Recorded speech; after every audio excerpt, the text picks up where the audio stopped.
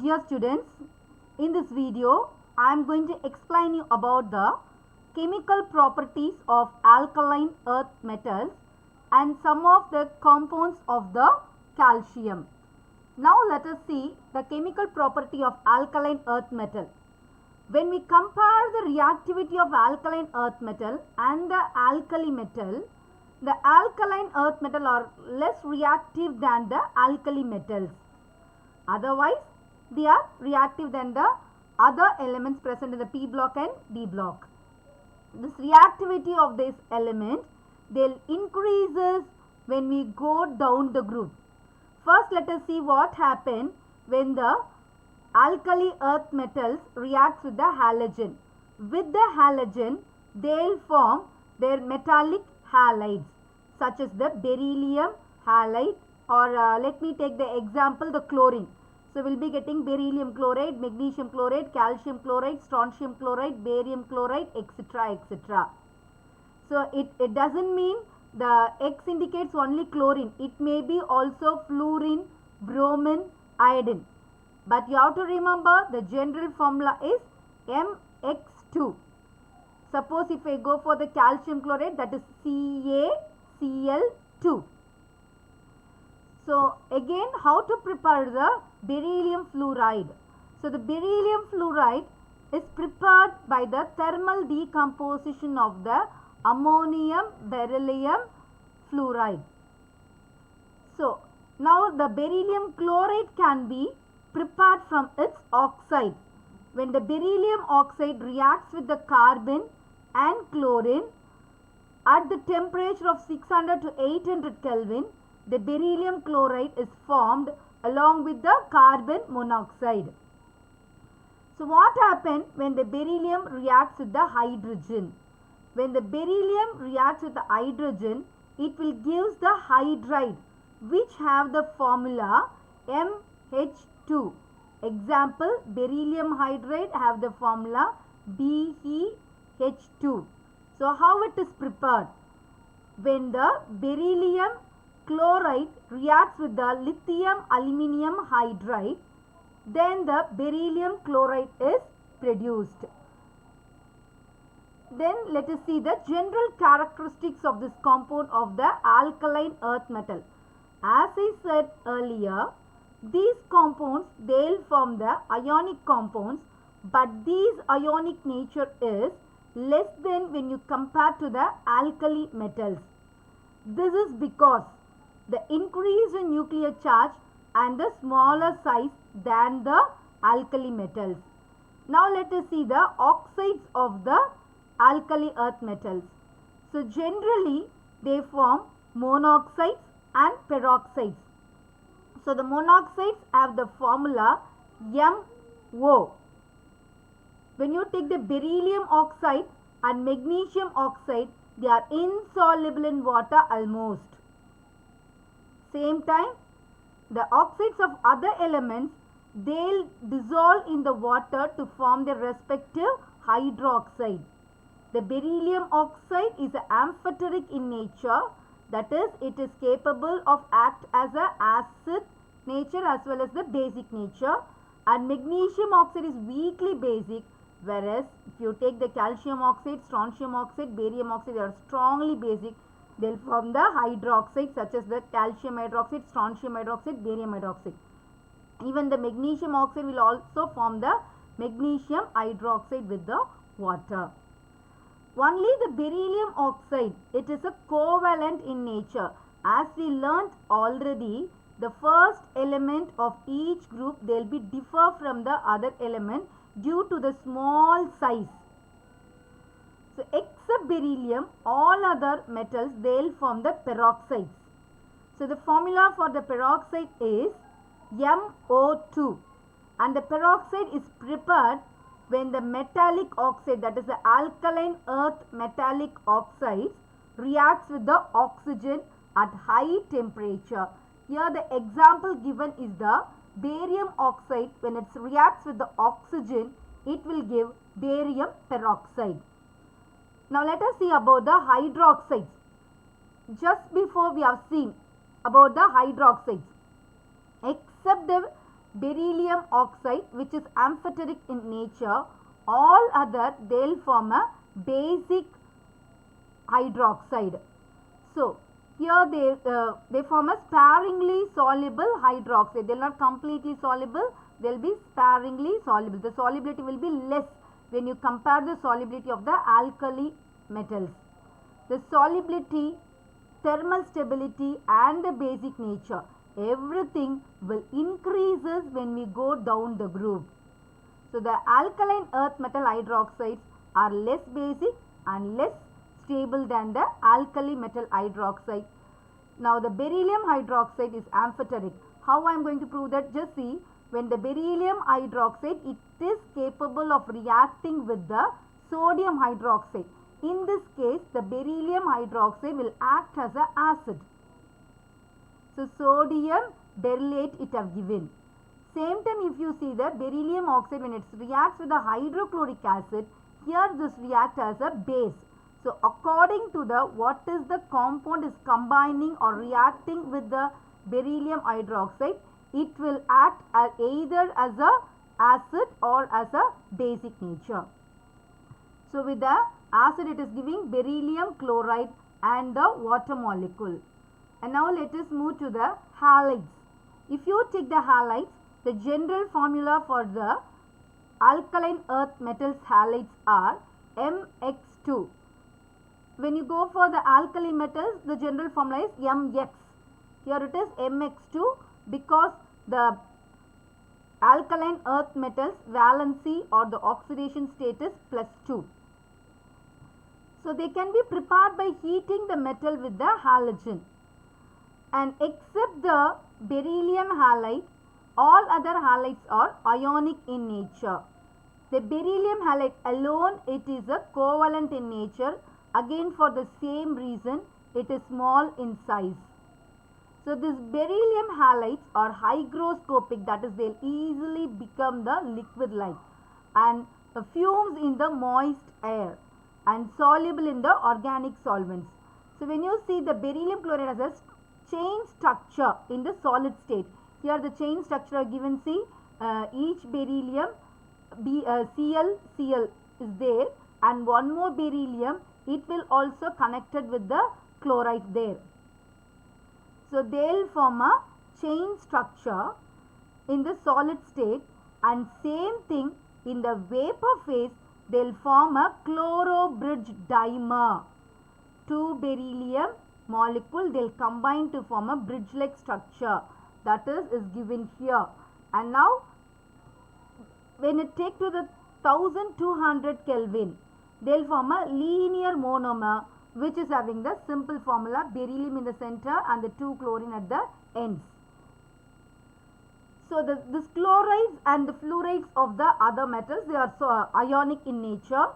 So they are good conductor of electricity in fused state. What is the difference between the fused and the liquid? Now, for example, if you take the calcium chloride, if you dissolve the calcium chloride in water, then it is in the dissolved form. Same time, if you heat the calcium chloride and you melt the calcium chloride, and when it becomes to the liquid state in a molten state, then it is called as a fused state and in aqueous solution. So the tendency to form the halide hydrates gradually decreases. That is, when you take the magnesium chloride can combine with the 8 water molecule to form its crystals. Same time, if you take the beryllium chloride reacts with 2 water molecule to form its crystals. When we go down the group, the formation of the hydrate, the water molecule, it absorbed to become a crystals will be less. And now let us move to the salt of the oxo acids. First let us see about the carbonate. So all the carbonate, they decomposes on heating. They will give out the carbon dioxide, giving its oxides. So the solubility of the carbonate in water, they decreases down the group, and the thermal stability increases down the group with the increase in the size of the cation. And sulfates, all these sulfates are white solids and they are stable to heat, and beryllium sulfate, magnesium sulfate, they are soluble in water, and this solubility decreases from the calcium sulfate to barium sulfate. So the greater hydration enthalpy of the beryllium and magnesium, it overcomes the lattice enthalpy factor so that they are so soluble in the water. When we take the nitrates are made by the dissociation of the carbonate in dilute nitric acid. When the carbonates of the alkaline earth metals reacts with the dilute nitric acid, then they will form the respective nitrates. So the magnesium nitrate crystals with the 6 molecules of water. The barium nitrate crystallizes as the anhydrous salt. So magnesium nitrate, it will be crystallizing with the 6 water molecule MgNO3, MgNO3 twice with 6 water molecule. Same time the barium nitrate, it will be just crystallized as BaNO3 twice. So this again shows the decreasing tendency to form the hydride when the size is increasing. So these everything they will decompose to give the respective oxides. Now let us see about some of the compounds of the calcium which belong to the alkaline earth metal. First let us see about the quicklime.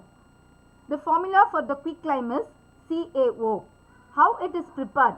When the limestone is heated to 1070 to 1270 Kelvin, it will form a quicklime of the formula CaO, and the carbon dioxide is liberated. This calcium oxide is a white amorphous, that is powdery solid. It will melt at 2870 Kelvin.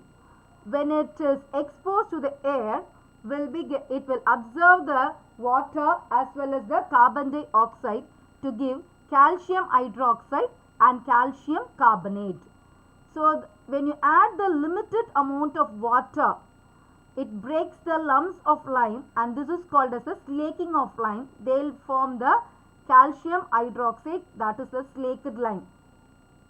And you would have heard about the word soda lime. What is soda lime? The combination of the calcium oxide and sodium hydroxide is called as the soda lime, and it is an important reagent used in the organic chemistry. Now let us go to the calcium hydroxide. The calcium hydroxide is just prepared by adding the water in the quicklime, that is calcium oxide. It is a white powder.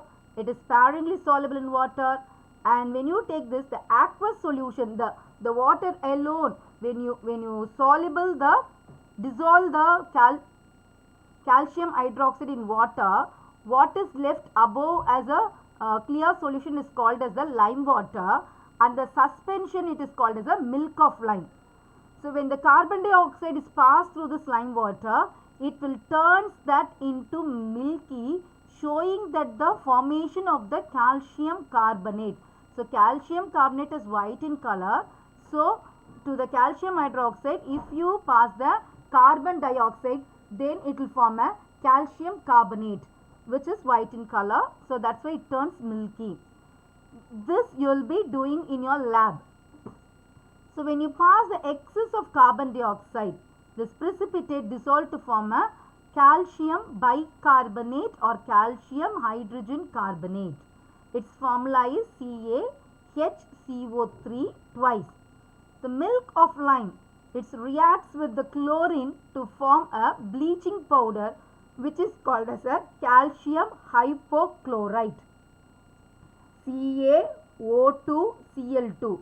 It can be written in both the way, CaO2Cl2 or CaOCl whole 2. It is called as a calcium hypochlorite, which we commonly called as the bleaching powder. So following this, let us see the uses of the calcium oxide and the calcium hydroxide. The calcium oxide is used in the manufacture of cement, mortar and glasses, and also in the manufacture of sodium carbonate and slaked lime, in the purification of sugar and as a drying agent. And the calcium hydroxide, it is used in the preparation of mortar. Mortar, it's an important thing used in the building material. and in whitewash due to its disinfectant nature. Nowadays only we are getting so many paints in so many company name, but before and all they used to whitewash with only with the calcium hydroxide, that is usually we call the sunambu. It is used in making glass and in tanning industry and also in the preparation of bleaching powder for the purification of sugar. And now an important one, that is a gypsum. What is gypsum? Gypsum is nothing but the calcium sulfate with two water molecules. So this gypsum beds were found due to the evaporation of water from the massive prehistoric sea basin. So when the water evaporates, now the minerals present in them, they'll concentrate and they absorb two water molecule and it will crystallize.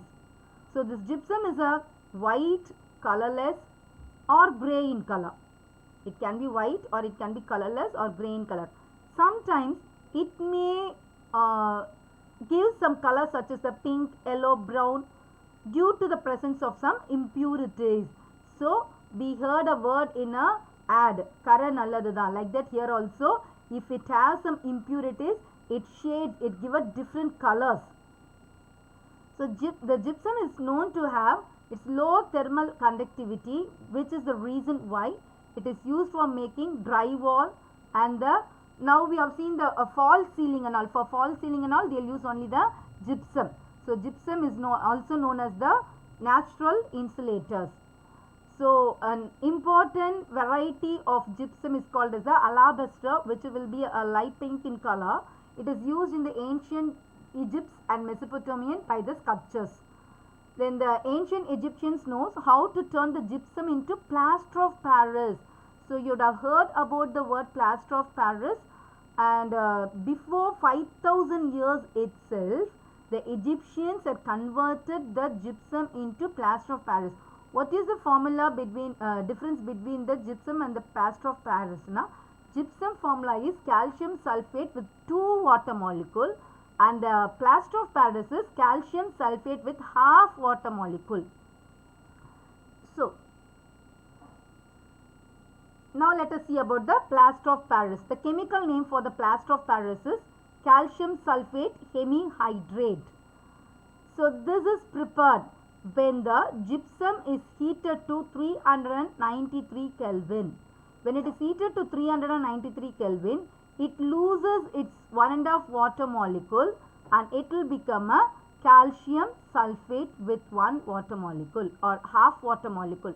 Here I have balanced the equation. So I have given a 2 calcium sulfate with 1 water molecule. So above 393 Kelvin, no water of crystallization is left and the anhydrous calcium sulfate is formed. So if you heat it above 393 Kelvin, even that half water molecule also it will get evaporated and the final calcium sulfate is called as a dead burnt plaster.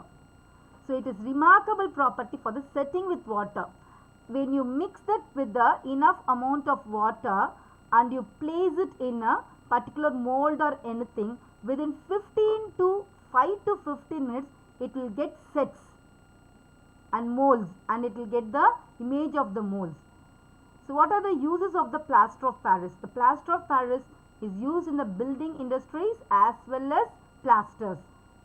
And if any bone fractures occurs, so you would have heard the word mavukattu. It's nothing but the plaster of Paris.